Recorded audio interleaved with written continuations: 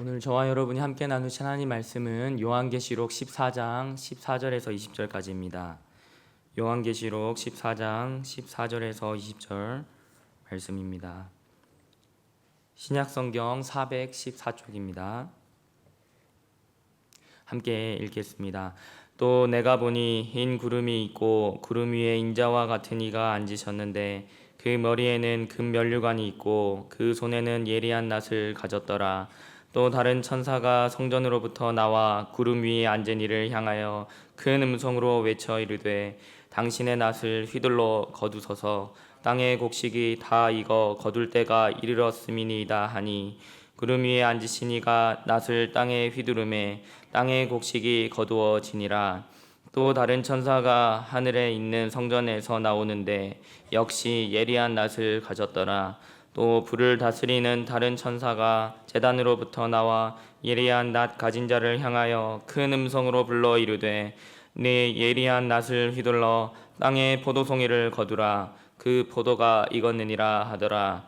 천사가 낫을 땅에 휘둘러 땅의 포도를 거두어 하나님의 진노의 큰 포도주 틀에 던지매 성 밖에서 그 틀이 밟히니 틀에서 피가 나서 말 굴레까지 닿았고 1600 스타디온에 퍼졌더라.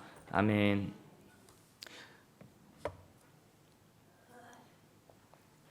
사랑하는 성도 여러분, 가을이 되면 시골에서는 별을 베고요, 또 고구마를 캐고 감도 땁니다. 저도 올해 유림동 사태 앞에 저희 집 앞에 조그만 텃밭을 하나 이렇게 꾸려봤는데요. 상추는 물론이고 방울토마토, 가지, 옥수수, 파프리카 다양하게 심었습니다. 제가 이렇게 텃밭을 일굴 때 아내는 집안일이나 하지 애들이나 보지 뭐하냐 이렇게 핀잔을 주었는데요. 그렇지만 이 열매들을 제가 한아름 안고 집에 들어갈 때 그 기쁨이 얼마나 크고 또 쏠쏠한지 모릅니다. 그동안에 이 수고했던 그 노력이 그냥 그 열매들 보면은 다 이렇게 해소가 되는 것 같아요. 오늘 말씀에서도 우리는 추수하시는 주님을 보게 됩니다. 하나님은 무서운 심판주의시기 이전에 기쁨으로 곡식을 거두시는 농부로 묘사되고 있습니다. 그분은 당신의 백성들을 영원한 천국 창고로 들이시기 위해서 지금도 일하고 계십니다. 14절을 보십시오. 같이 읽어볼까요? 시작. 또 내가 보니 흰 구름이 있고 구름 위에 인자와 같은 이가 앉으셨는데 그 머리에는 금 면류관이 있고 그 손에는 예리한 낫을 가졌더라. 아멘. 요한은 환상 가운데 흰 구름 위에 앉으신 이를 봅니다. 그분의 머리에는 금 면류관이 있고 손에는 예리한 낫이 있습니다. 이분이 누굴까요? 네, 예수님이십니다. 금 면류관은 왕이신 예수님의 권세를, 예리한 낫은 주님께서 마지막 때에 하실 그 구원의 추수를 의미하는 것이죠. 동시에 낫의 칼날이 예리하게 다듬어졌다라는 묘사는요, 그때를 위해서 오랫동안 준비해 오셨음을 보여준다 하겠습니다. 낫으로 예수님께서 무엇을 추수하십니까? 네, 구원받은 성도들을 추수하십니다. 15절에서 성전으로부터 나온 또 다른 천사가 예수님께 크게 외치는데요. 당신의 낫을 휘둘러 거두소서. 땅의 곡식이 다 익어 거둘 때가 이르렀음이니이다. 아멘. 천사가 성전에서부터 나왔다는 것은 그의 명령의 출처가 하나님이시라는 것을 보여줍니다. 하나님께서 아들이신 예수님께 낫을 휘둘러 최종적인 구원을 이행하라고 하시니까 예수님께서 잘 익은 성도들을 거두어 가십니다.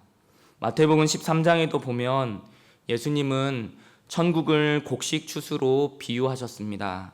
거기서 주인은 추수꾼들에게 곡식은 모아 내 곡간에 넣으라고 하시죠. 그 마지막 때에 예수님께서 택하신 자들을 하늘 이 끝에서 저 끝까지 사방에서 그렇게 추수하시리라고 말씀하십니다. 그리고 마태복음 13장 44절 말씀처럼 그때의 의인들은 아버지 나라에서 해와 같이 빛나게 될 것입니다.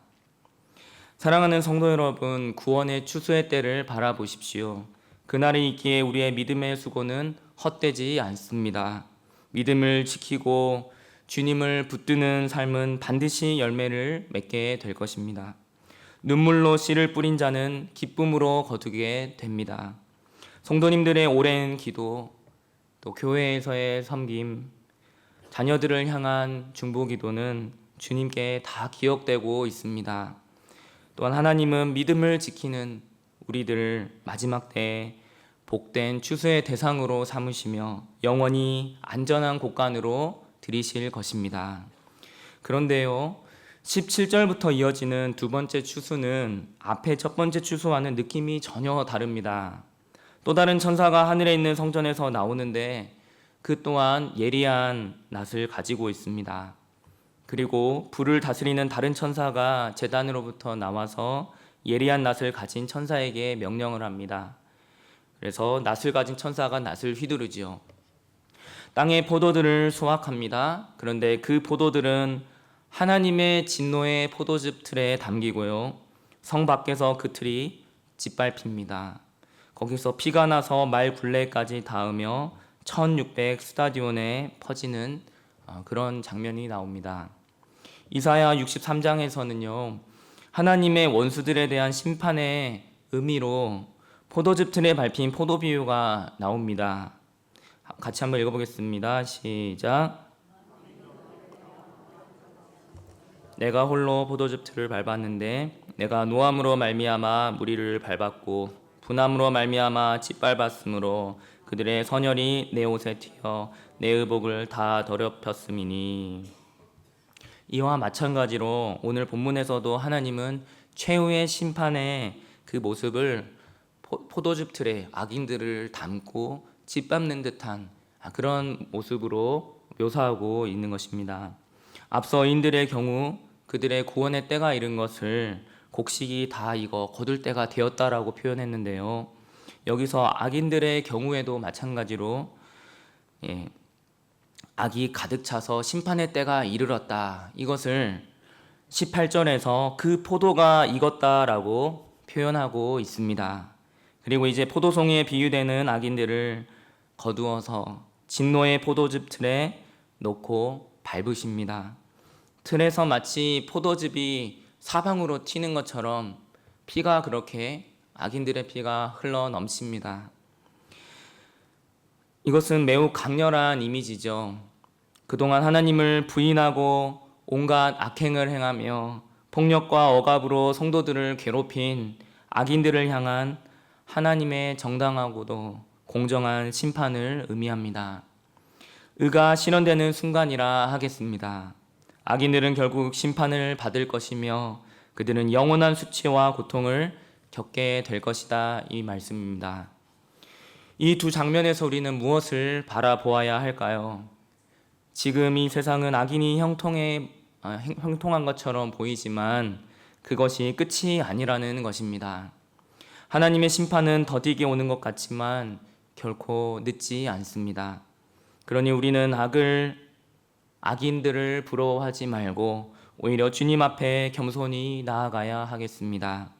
또한 아직 회개하지 않은 자들을 위해 기도하며 복음을 전해야 합니다. 심판 이전에 주신 기회의 시간을 헛되이 흘려보내서는 안 됩니다. 마지막 때에 믿음을 끝까지 지킨 자들은 복된 추수에 참여하게 될 것입니다. 그러므로 주의 마지막 추수의 날을 믿음으로 기다리며 승리하는 저와 여러분들 다 되시기를 바랍니다. 이와 관련해서 오늘 성도님들과 함께 나누고 싶은 그림이 있습니다. 제가 개인적으로 가장 좋아하는 그림 중 하나인데요. 이탈리아 로마 바티칸에 가시면 시스티나 채플 제단벽에 지금 여기 보시는 이런 그림이 그려져 있습니다.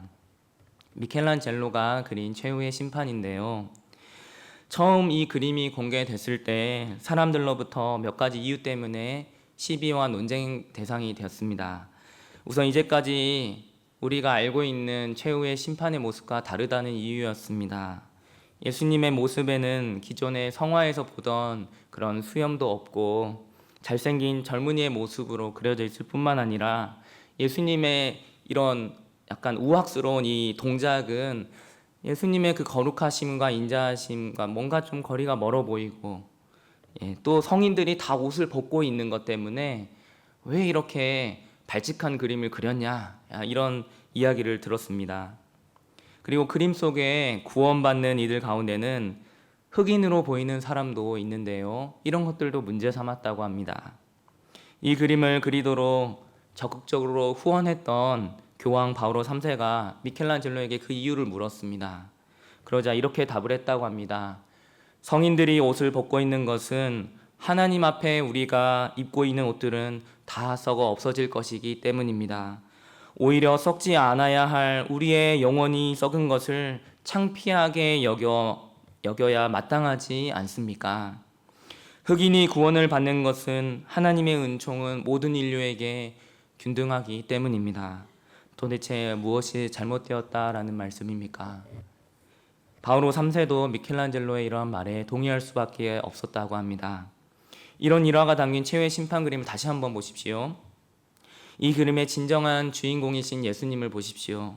예수님은 팔을 이렇게 들고 계시는데요, 마치 회오리 바람을 이렇게 하시면 회오리 바람이 다 이렇게 일어나는 듯한 장면입니다. 그래서 왼쪽으로는 구원받을 자들이 땅에서 하늘로 들어 올려지고 있고요, 지옥에 갈 이들은 오른쪽 방향 아래로 내려가고 있는 구도로 그려져 있습니다. 미켈란젤로는 아실 분들은 아시겠지만 매우 탁월한 조각가이기도 했습니다. 오히려 그의 인생사를 보면은 애초에 조각에 더 관심이 많은 사람이었거든요. 굉장히 조각에 탁월한 그런 사람인데, 그런 미켈란젤로에게 있어서도 자신이 정말 아름답다고 정말 멋진 작품이라고 생각하는 그런 조각상이 있었습니다. 그것이 바로 벨베데레 아폴론 조각상인데요. 그런데 그에게 있어 가장 아름답고 멋진 벨베데레 아폴론 조각상의 얼굴을 이 최후의 심판에 예수님의 얼굴에 그려 넣었습니다. 미켈란젤로가 살았던 당시에는 고대 그리스 유물 발굴 작업이 유행처럼 이렇게 붐이 일어나고 있었는데요. 1506년에 바로크의 시작을 여는 중요한 작품 하나가 발굴됩니다. 바로 라오콘 군상이라고도 불리는 라오콘과 그의 아들들이라 하는 작품입니다. 이 작품은 트로이의 신관 라오콘과 두 아들이 포세이돈의 저주를 받는 장면을 포착한 조각상입니다. 저도 이 작품을 20년 전에 대학생 때 혼자 그 유럽에 배낭여행하면서 바티칸에 가서 직접 보았는데요.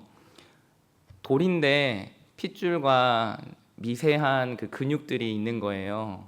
보고 참 놀랐습니다. 마치 살아있는 사람이 있는 것처럼.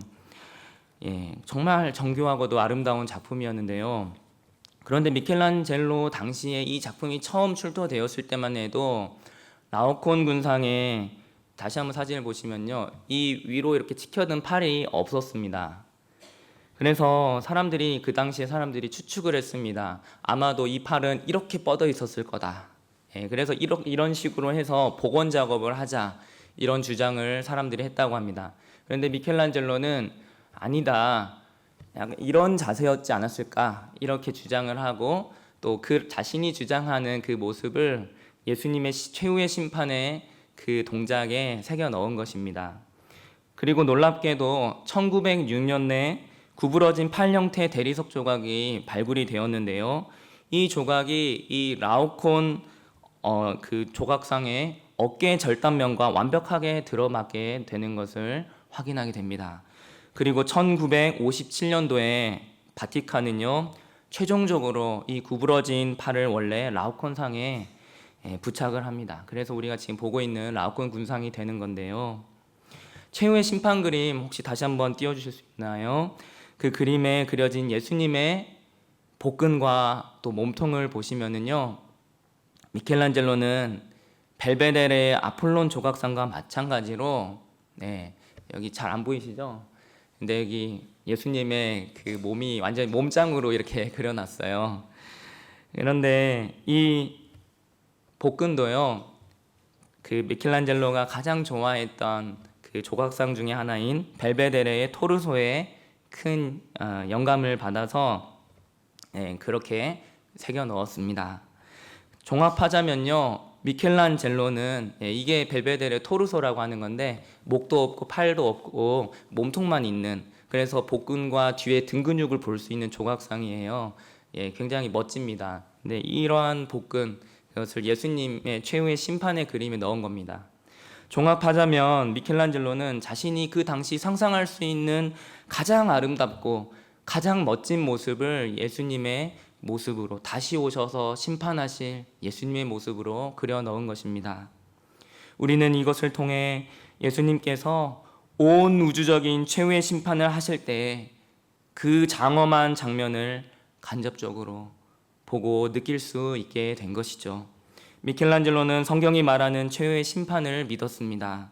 그리고 그날에 실제로 일어날 일을 상상하면서 미사를 드리는, 즉 우리로 치면은 그 성찬식을 집례하는 시스티나 채플의 벽면에 최후의 심판 그림을 한 땀 한 땀 그렇게 새겨 넣은 것입니다. 제가 이 이야기를 이렇게 자세하게 또 길게 설명드린 이유는 우리에게도 그와 같은 종말에 일어날 일들에 대한 믿음과 소망에 관한 영적인 상상력이 필요하기 때문입니다. 우리에게도 하나님의 말씀이 예고하는 그 미래의 모습을 그대로 믿고 바라보는 그런 믿음의 상상력이 필요합니다. 우리 주님께서 요한계시록 말씀을 통해 생생한 그림 언어로 그날에 일어날 일들을 보여주신 것은 우리로 하여금 미래에 일어날 일들을 믿고 그대로 그것을 믿고 소망하며 그것을 상상함으로 현재를 인내하며 승리하기를 바라셨기 때문이었습니다. 사랑하는 성도 여러분, 특별히 이 자리에 함께 하시는 실버 성도 여러분, 이 땅에서 여러분들은 많은 눈물과 고통의 세월을 겪어오셨을 것입니다. 몸은 약해지고 과거의 기억마저 흐려지고 사랑하는 이들을 먼저 떠나보낸 아픔도 가슴속에 남아있을 것입니다. 그러나 기억하십시오. 우리는 마지막 때에 추수되기 위해 자라온 하나님의 알곡들입니다. 주님께서 다시 오시는 그날 우리를 향해 잘하였도다. 충성된 착한 나의 종아, 내가 너를 기다렸다. 말씀하시며 천국의 곳간에 기쁨으로 우리를 들이실 것입니다. 그곳은 더 이상 눈물도 고통도 죽음도 없는 곳입니다. 그들의 눈에서 모든 눈물을 씻기심에 다시는 사망이 없고 애통하는 것이나 곡하는 것이나 아픈 것이 다시 있지 아니하리니. 아멘. 그러므로 오늘 우리의 기도가 단지 우리의 건강이나 평안만을 위한 것이 아니라 주님, 저를 천국의 알곡으로 자라게 하여 주십시오. 끝까지 믿음을 지켜 주님 앞에 설 수 있도록 우리를 붙들어 주십시오. 이런 기도가 되기를 소망합니다. 우리는 주님의 낫에 심판당할 그런 포도가 아니라 주님의 손에 들려 기쁨으로 추수될 곡식들입니다. 사랑하는 성도 여러분, 오늘도 믿음을 잃지 마시기 바랍니다. 오늘도 기도하며 함께 기다립시다. 기쁨으로 우리를 거두실 그날이 가까이 다가오고 있습니다. 할렐루야. 우리 찬송가 180장 함께 찬양하고 또